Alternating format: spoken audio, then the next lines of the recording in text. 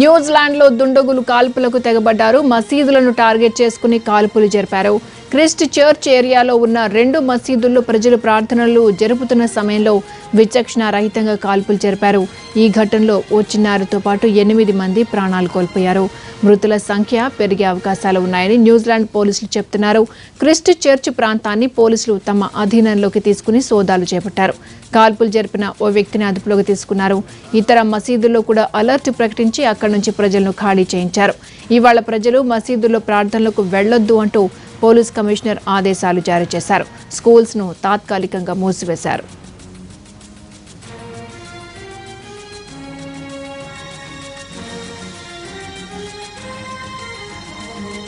New Zealand మసీదుల్లో కాల్పులు జరిపిన వ్యక్తి ఆస్ట్రేలియాకు చెందిన వాడిగా పోలీసులు గుర్తించారు.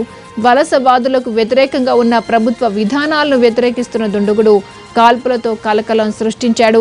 న్యూజిలాండ్ చరిత్రలోనే ఇది చీకటి రోజని ఆ దేశ ప్రధానమంత్రి ఆవేదన వ్యక్తం చేశారు.